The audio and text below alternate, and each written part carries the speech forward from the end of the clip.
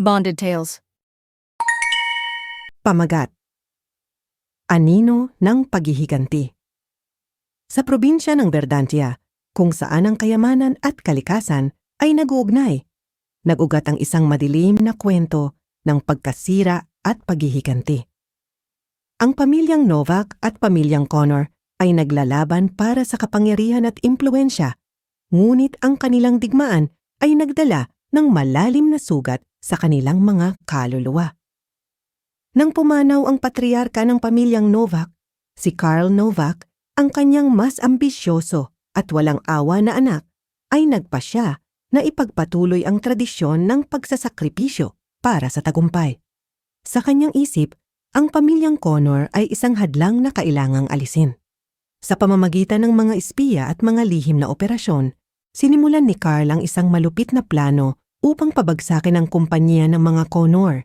Inagaw ang mga blueprint ng kanilang mga produkto at sinira ang kanilang reputasyon. Sa kanyang kasukdulan, ang pamilyang Connor ay umabot sa pinakamadilim na bahagi ng kanilang buhay. Sa huling araw nila sa kanilang marangyang mansyon, si Jack Connor, ang patriarka, ay naglalakad ng malungkot sa mga silid na dati ay puno ng saya. Ang kanyang nag-iisang anak na si Wesley, na 7 taong gulang, ay may malinis na puso at punong-puno ng pag-asa. Papa, paglaki ko, bibilin ko uli ang mansyon na ito. Huwag kang malungkot, ang sabi ni Wesley habang sinusubukang bigyang liwanag ang madilim na sitwasyon. Ngunit sa labas ng kanilang tahanan, ang mga anino ng kasamaan ay nagmamasid. Dumating si Carl kasama ang kanyang mga tauhan, ang mga gangster na handang ipatupad ang kanyang masamang plano. Magandang gabi, Jack. Nandito ako para maningil ng utang mong $2 bilyon. Ang banta ni Carl, ang kanyang tinig ay malamig at puno ng pang-uyam. Wala na akong pera. Bigyan mo ako ng panahon at makakabayad din ako sa'yo. Ang sagot ni Jack, puno ng takot at pag-asa. Pero ang kanyang mga salita ay naglaho sa hangin. Tila walang halaga sa nakikinig na pandinig ni Carl. Dakpin ninyo ang bata, siya ang ibabayad nila sa akin. Ang utos ni Carl sa kanyang mga tauhan. Ang banta ay naghatid ng takot sa puso ni Lee Ying-yue, ang asawa ni Jack, na yakap-yakap si Wesley. Sa isang iglap, ang kanilang mundo ay gumuho. Patayin ninyo si Jack at ang asawa niya. Walang puso at malamig na utos ni Carl. Habang ang mga gangster ay tagumpay na nakalapit, si Wesley ay nahila palayo mula sa yakap ng kanyang ina. Ang kanyang mga mata ay puno ng takot habang tumingin siya sa kanyang mga magulang at sa isang iglap, nakita niyang wala na ang mga ito. Mama! Papa! Ang sigaw ni Wesley, puno ng sakit at pagdurusa, habang siya ay dinadala palayo sa kanyang tahanan. Dinala siya ni Carl sa kanyang malaking mansyon kung saan ang kanyang buhay ay naging isang bangungot. Pinahirapan siya, pinagtatrabaho sa mga gawaing hindi angkop para sa kanyang edad, at madalas na hindi binibigyan ng pagkain. Ang kanyang mga alaala ng masayang pamilya ay unti-unting naglalaho, napalitan ng galit at paghihiganti na unti-unting lumalabas mula sa kanyang puso. Sa ilalim ng madilim na bubong ng mansyon ni Carl, unti-unting natuklasan ni Wesley ang mga gawain at sekreto ni Carl at katotohanan na nagbigay diin sa kanyang galit. Ang pagbagsak ng kanyang pamilya, ang pagkalugi ng kanilang kumpanya, at ang pagkakawala ng mga blueprint ng kanilang mga produkto. Lahat ito ay pinalano ni Carl. Ang kanyang puso ay napuno ng galit at hinanakit at nagpasya siyang hindi na magiging biktima. Sa halip siya ay magiging mapaghiganti sa mga nagdulot ng kanyang pagdurusa. Pagdating ng kanyang 8 kaarawan, nagawa niyang makatakas mula sa mansyon ng mga Novak. Sa isang pagkakataon na tila siya ay pumupuslit ng pahinga, siya ay nagpasya na ang kanyang kalayaan ay higit na mahalaga kaysa sa takot. Sumakay siya sa isang bus at nang tanungin siya ng konduktor tungkol sa kanyang pamasahe, Sinabi niyang kulang ito. Sa kabutihan ng konduktor, hinayaan siyang pumasok at manatili sa bus. Habang ang bus ay umaandar palayo mula sa baluarte ng mga Novak, ang kanyang puso ay puno ng pag-asa. Ngunit ang paglalakbay ay hindi naging madali. Nang bumaba siya sa isang bayan na malayo sa kanyang nakaraan, ang pagod at gutom ay nag-umpisang magpahina sa kanya. Sa isang sulok ng madilim na kalye, nawalan siya ng malay. Nang magising siya, ang mga ilaw ng isang ospital ay nagniningning sa kanyang mga mata. Ang takot ay bumalot sa kanyang puso sa pag-aakalang matatagpuan siya ng mga Novak. Sa kanyang paligid, narinig niya ang isang batang babae na sumigaw. "Mommy! Daddy! Gising na siya!" Si May, 7 taong gulang, ay nagmamadaling lumapit kasama ang kanyang mga magulang. Ang kanyang mga mata ay puno ng pagkabahala at kuryosidad. Nang makita ni Wesley si May, agad siyang nagtanong, "Sino kayo?" Nagpakilala ang ina ni May, si Jinhee, at dahan-dahan siyang lumapit. "Iho, ako si Ahn Jinhee at ito ang asawa ko, si Yoon Min Jun." Anya, habang ang kanyang mga mata ay nag-aalala sa takot na nakikita sa mukha ni Wesley. "At ako si Yoon Min Ah, pero tawagin mo akong May." Masayang sambit ni May, tila ang kanyang ngiti ay nagbigay sigla sa malungkot na silid. Nagtataka ang mga magulang ni May sa takot na nakikita nila kay Wesley. "Sino mga magulang mo?" tanong ni Minjun, ang ama ni May na may malumanay na tinig. "Wala na sila." "Huh." Umiiyak na sagot ni Wesley, ang kanyang boses ay puno ng sakit at kalungkutan. Ang kanyang mga alaala ng kanyang mga magulang ay tila nagbalik, kasama ang mga yakap at ngiti na nawala na sa kanya. Sa isang iglap, niyakap siya ng mga magulang ni May, kasama si May na nakisama sa yakap. Ang mainit na pakiramdam ng kanilang mga yakap ay nagbigay ng kaaliwan sa pusong puno ng sakit ni Wesley. Unti-unting nawala ang kanyang takot at sa kanyang puso tila may pag-asa na muling umusbong. "Gusto mo ba ampunin ka namin?" tanong ni Minjon, ang kanyang tinig ay puno ng malasakit. Opo, ampunin niyo po ako, parang awa niyo na po." Pakikiusap ni Wesley, ang kanyang mga mata ay puno ng pag-asa at takot. "Oo, aampunin ka namin," sagot ni Jinhee, at ang kanyang mga salita ay tila musika sa pandinig ni Wesley. "Yehey! May bagong miyembro ang pamilya namin!" Tuwang-tuwa na, sabi ni May. Ang kanyang ngiti ay tila nagbigay ng bagong liwanag sa madilim na kalagayan ni Wesley. Sa pagkakataong ito, sa kabila ng kanyang nakaraan at mga sugat, nagkaroon si Wesley ng bagong pamilya na handang umalalay at magbigay sa kanya ng pag-asa. Habang lumilipas ang mga taon, unti-unting lumalim ang samahan ni Wesley at May. Sa bagong pamilya na kanyang natagpuan, unti-unting nawala ang mga sugat ng kanyang nakaraan.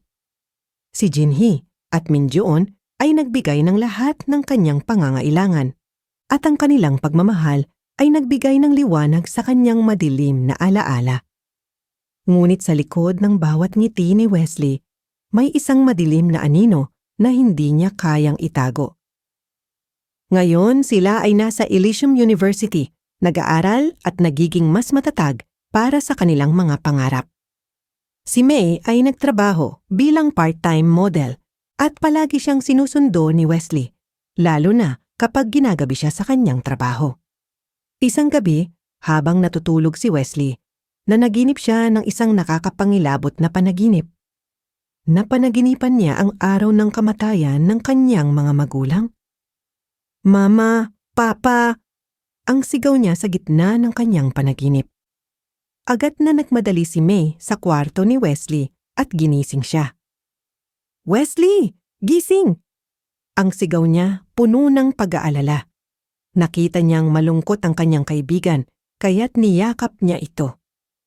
"Tahan na, nandito ako," ang sabi ni May naglalaman ng pag-asa sa kanyang boses. Nang kalmado na si Wesley, tinanong siya ni May, "Ayos na ba pakiramdam mo?" "Oo, salamat, dahil palagi ka at ang iyong mga magulang na nandyan para sa akin," sagot ni Wesley. Ngunit sa kanyang boses ay may kaunting lungkot. "Wala iyon, pamilya ka na namin. Sige, matutulog na ako," paalam ni May, subalit sa kanyang isip may nag-aalala na kalakip sa kanyang puso. Kinaumagahan, habang abala si May sa paglilinis, napansin niya ang baril na tinatago ni Wesley. Paano siya nagkaroon ng baril? Aanhin niya ito? Ang tanong niya sa sarili, ngunit ang kanyang puso ay nag-uumapaw sa takot. Sa tabi ng baril, nakita niya ang isang papel na may larawan at impormasyon ng isang lalaki. Nang kanyang basahin, nagulat siya sa pangalan. Carl Novak, ang lalaking pumatay ng mga magulang ko at dahilan ng pagbagsak ng kumpanya namin. Araw ng aking paghihiganti, Hunyo 3. Bigla siyang napahinto. Ang kanyang isipan ay bumalik sa isang alaala ng 8 taong gulang pa lang si Wesley, na minsang nagbanta na maghihiganti siya. Akala ko, nakalimutan na niya ang paghihiganting iyon. Ang bulong ni May, ang takot ay nagkaalab sa kanyang tiptip. Agad siyang nagtungo kay Wesley. Ang kanyang puso ay punong-puno ng pag-aalala. "Wesley, pakiusap, huwag mo nang ituloy ang pinaplano mo." Pakiusap ni May. Ang kanyang mga mata ay puno ng luha. Ngunit ang mga mata ni Wesley ay puno ng determinasyon. At ang kanyang tingin ay nakatuon sa papel na hawak ni May. "Patawarin mo ako, pero wala nang makakapagpabago ng isip ko." Ang sagot niya, ang boses ay malamig at puno ng galit. Tumayo si Wesley at lumabas ng bahay. Iniwan si May na nakatayo sa pintuan na tumutulo ang kanyang mga luha. Huminga ng malalim si May. Pinapakalma ang sarili. Ang kanyang puso ay puno ng takot at pagkabahala. At sa pagkakataong ito, mas naging desidido siyang pigilan si Wesley sa kanyang madilim na landas. Ang mga linggo ay lumipas at patuloy siyang nagpakita ng pagtutol sa masamang balak ni Wesley. Ngunit ang bawat pagtatangkang kumbinsihin siya ay di nagtagumpay. Pagkatapos ng mga linggong puno ng pagkumbinsi ni May na itigil ang kanyang paghihiganti, dumating na ang araw ng pagbabayad. Hunyo 3, ang araw na pinili ni Wesley upang ipagtanggol ang kanyang mga alaala at ipaghiganti ang kanyang mga magulang. Sa kanyang isip, ito na ang pagkakataon na mag-isa si Carl Novak. Alam niyang may nakatakdang routine si Carl na magmaneho ng mag-isa sa loob ng 2 oras, walang kasama o bodyguard, upang tiyakin na walang makakatuklas sa mga itinatago niyang kayamanan na nakamkam ng ilegal. Habang naghahanda si Wesley, puno siya ng determinasyon. Inilabas niya ang kanyang baril at iba pang kagamitan. Ang kanyang puso ay puno ng galit at takot. Nang biglang pumasok si May sa kanyang kwarto. "Wesley, tumigil ka na, please." Malungkot na pakiusap ni May, ang kanyang mga mata ay puno ng luha. Ngunit tinalikuran lamang siya ni Wesley, walang salitang iniisip ang kanyang misyon. Sa isang iglap, niyakap siya ni May mula sa likuran. Ang kanyang tinig ay puno ng pagmamahal. "Mahal kita higit pa sa isang kapatid o kaibigan, Wesley. Ayokong mapahamak ka." Natigilan si Wesley. Ang mga salita ni May ay tila nagbigay ng sakit sa kanyang puso. Hinarap niya siya at malambing na hinimas ang ulo ni May. Subalit sa gitna ng kanyang emosyon, hinampas niya ito sa leeg at nagdulot ito ng pagkahimatay ni May. Agad siyang sinalo ni Wesley at inilipat sa sofa. Ang kanyang puso ay naguguluhan sa mga desisyon. Sa kanyang pag-alis, nagmadali si Wesley patungo sa tagong lugar ni Carl Novak. Ang kanyang puso ay nag-aalab sa galit at paghihiganti. Nang makalabas si Carl Novak mula sa kanyang sasakyan, agad niyang tinutukan ng baril ang kanyang ulo. "Kamusta, Karl Novak? Nandito ako para maningil." Ang matapang at galit na tinig ni Wesley ay umabot sa mga tainga ni Carl. Ngumiti si Carl, ngunit ang kanyang ngiti ay puno ng pang-aasar. "Wesley, baka pwede nating pag-usapan ito." "Huminahon ka muna," sinabi niya habang sinusubukan ng kanyang mga taktika upang pakalmahin si Wesley. Ngunit hindi na kayang pigilin pa ni Wesley ang kanyang galit. "Hindi na ito madadaan sa usapan. Ikaw lang ang pag-asa ng lahing Novak. Kapag nawala ka, wala nang Novak ang mabubuhay sa mundo. At sa pagpanaw mo, nabigo mo ang iyong ama na magkaroon ng bagong lahi." Sa isang iglap, pinaputok ni Wesley ang baril ng 3 beses. Ang mga bala ay tumama kay Carl at siya'y bumagsak sa lupa. Tanging ang mga alaala ng kanyang kasamaan ang natira sa kanyang paligid. Ngunit sa kanyang pagkakapanalo ay may panganib na nagbabadya. Nagmadali siyang tumakas, ngunit hindi niya inaasahang may mga pulis na nakadinig sa putok ng baril at agad na hinabol siya. Samantala, nagising si May sa kanyang pagkakahimatay at agad na nagmadali patungo sa lokasyon na pinuntahan ni Wesley. Nang makalapit siya, nakita niyang pinaputukan ng baril si Wesley at sa isang iglap, natamaan siya ng bala. "Hindi, Wesley!" Ang sigaw ni May, ang kanyang puso ay nag-aalap sa takot. Tumakbo siya patungo kay Wesley na naging dahilan upang tumigil ang pulis sa kanilang pagpapaputok. Tumaob si Wesley at mabilis siyang niyakap ni May. "Wesley! Gumising ka! Hindi ka pwedeng mamatay!" Ang kanyang mga luha ay bumuhos sa kanyang mga pisngi habang hinawakan ni Wesley ang kanyang muka gamit ang duguan niyang kamay. "Tama na, May. Mahal din kita, ngunit hanggang dito na lang ako." Ang huling mga salita ni Wesley ay puno ng pag-asa at kalungkutan. "Siguro, kung may susunod pang buhay, ay hahanapin kita." Sa mga salitang iyon, nawalan siya ng malay at unti-unting nabitawan ang mukha ni May. Ang kanyang hininga ay huminto, at sa pagkawala ng kanyang hininga, walang tigil si May sa pagtawag sa pangalan ni Wesley. "Wesley, huwag kang umalis. Lumaban ka!" Ang kanyang tinig ay puno ng lungkot at pagsisisi, at sa kanyang puso, sinisi niya ang sarili niya dahil hindi niya nagawang pigilan at iligtas ang lalaking sinisinta. Sa huli, ang madilim na landas ng paghihiganti ay nagdala ng matinding sakit at pagdurusa sa puso ni May, na nagbigay diin na ang paghihiganti at galit ay may kaakibat na mga kaparusahan. Ang kanilang kwento ay nagtatapos sa isang malupit na katotohanan na hindi lahat ng laban ay nagdadala ng tagumpay. May mga alaala ring nagiging sanhi ng walang katapusang pagluha at pighati. Dito na po natatapos ang ating kwento. Marami pong salamat sa inyong pakikinig. Sana po ay suportahan ninyo ang channel na ito sa pamamagitan ng pag-subscribe, like at share. Hanggang sa muli, dito lamang po sa Bonded Tales.